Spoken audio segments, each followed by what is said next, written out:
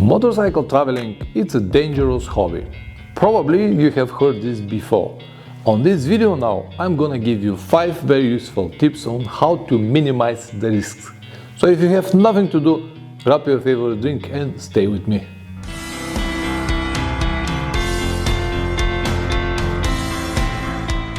Welcome back. I will agree that there is a certain amount of risk involved in the motorcycle traveling, but it is existing in everyday life as well. It doesn't matter what you travel with, motorcycle, car, plane, bicycle, train, whatever. The risk always exists. And if you continue thinking this way, you will finish completely alone in a sterile room. I'm not saying that you have to be reckless trying to kill yourself every single day, but a bit of risk here and there might be even beneficial for you. Anyway, as usual, I talk a lot without saying anything because I still practice for my political career, but it is not going to be anytime soon. Let me now tell you what are the most popular or the most well-known risks for motorcycle traveling. Number one risk, without any doubt, it's a crash accident. I am sure that you have seen videos on YouTube when a car hit a motorcycle, the rider fly like a puppet, and the result is never good. You might even have your own experience. And as you know, it is scary, it is painful, it could be even fatal. Can you predict it or avoid it? To roll in specific way to protect from injuries? You probably can if you're a stunt rider, if you do this for a living, but 99% of the riders won't be able even to react properly. So what we can do about it? I'll tell you, and this actually will be my first and maybe the most important tip that I can give you today. On a whole trip, it doesn't matter how long it is or where it is, never ride with more than 80% of your own riding possibilities. I know that this might sound very confusing, so let me explain to you what I mean. If you can ride on a specific road, corner, highway, whatever, with 100 kilometers per hour, slow down a bit, let's say 80 kilometers. This is exactly 80% of your riding possibilities. This 20% will give you the chance to have this safety net or time for reaction or maneuvers if something goes wrong, because it is possible to go wrong. I know that you can do it with 100, maybe even more. You can do it once, you can do it twice, maybe 20 times, until you cannot. Remember it, there is no person behind the corner with stopwatch to count your time. You're not on race, you're on the trip, and the most important is to go back home safe in one piece. Just to add a little bit more on this percent side is never do maneuvers before you are 100% sure that, maybe 110% sure that everyone around you saw you and you saw everything. Don't make this mistake. Something similar I have made in my trip around Turkey 2 years ago. I was on the highway, I tried to make a not very clever maneuver, and I was like 95% sure that there is no one. But this 5%, bam! So 100% sure that you saw everything. Take your time, don't be fast. Alright, Pavlin, I got it, but how to know when I will reach this 80%? Well, actually the answer is very simple. When you start to feel a little bit nervous, just slow down a bit. This will bring back the confidence that you need to continue your riding without any problems. It is very easy to practice this when you travel alone. As I said many times, traveling in a large group could be much more dangerous than to travel solo. Because it is so much easier when you don't need to follow, to imitate, or to compete with anyone. The second risk that most of you are afraid of, to have a mechanical problem or breakdown situation during the trip. I understand this, then many of you will be afraid and they will have this like a red flag, no, I cannot go because my motorcycle might break. But nowadays the machines are so much more reliable than before, and with the proper maintenance done before and during the trip, they will last thousands of kilometers without any problems. Of course, nothing is guaranteed, but hey, this is what we call acceptable risk. You do it every single day by jumping in your car, bus, train, plane, whatever. Do you know how they are maintained, or do you know that they will last the time that you're in? No, you don't.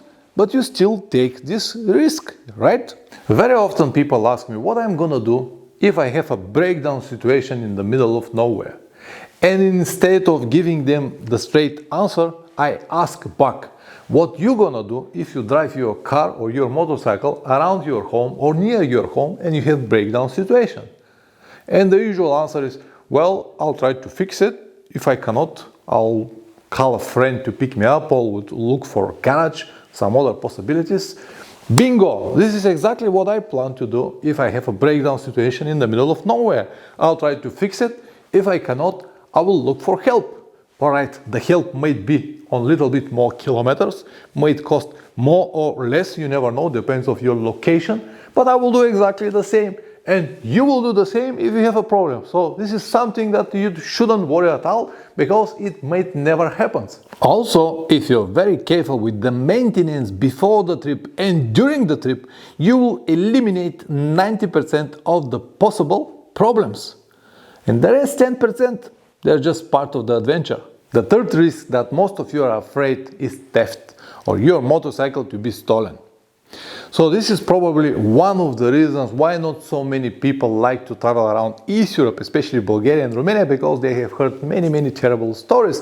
But if I have to compare to the first two risks that I already told you, this one is nothing. I'm not saying that it is impossible to happen, of course it is. But if you keep just the minimum safety measures, you'll be alright. Of course, always need to keep in mind that the safety is just an illusion. But with the minimum measures, you'll be alright. I've got a very detailed video on this topic. It's a very old video, terrible audio, but the information inside is priceless. You can watch it here. The fourth risk that I want to list today is your personal health.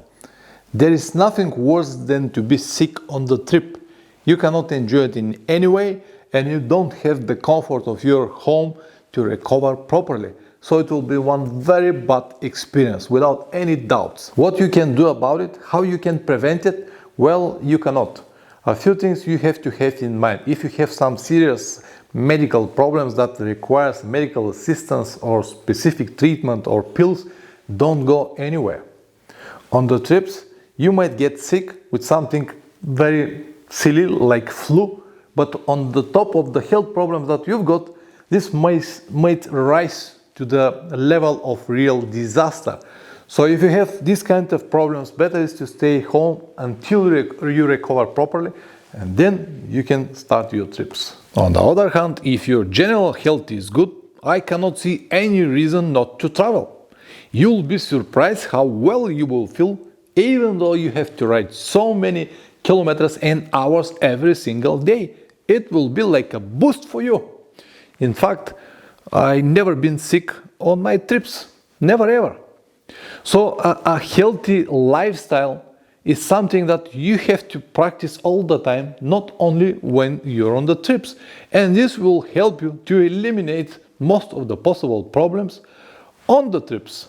The fifth risk that most of you are afraid is the personal safety. In general, people around the world are good and they don't want anything from you, but for many of you this statement won't be enough to overcome the fears that you've got. Well, in fact, if you visit one of these countries, especially the ones that you're so much afraid abroad, considered dangerous countries, stuff like that, it will be exactly the opposite. But oh, Pavlen, it is easy for you. You have been to so many countries, but for me it's different. Is that so? Do you really believe that I woke up one day and all of these countries were behind my riding belt? This is the path that you have to walk alone. Actually, you don't have to. You can continue watching what others do until you became 8 years old and start regretting for everything that you missed in your own life. I'm sorry, but this is the situation. Well, it looks like I lost my temper a little bit and I apologize about it. Let me now give you one advice that I'm sure will help you on 100%. If you're afraid to travel abroad, to go to different places, start on different stages. First around your home, then around your hometown, then around your country, then your neighbor countries, and during that time you will gain the necessary confidence that will allow you to go everywhere, to see the whole world. I promise you this. If you have any more questions about motorcycle trips, long motorcycle trips, check the rest of the videos on the channel. I've got more than 1,000. Probably I've got the answer to each one of your questions. If you want to learn but you don't have the time to see all of the videos that I've got, you might consider joining my online course. Over there, for only 8 hours, you'll be able to learn the most important and finally start with your dream adventures. At the moment, it's even on 50% discount, and all the details will be in the description down below. See you next time. Ciao.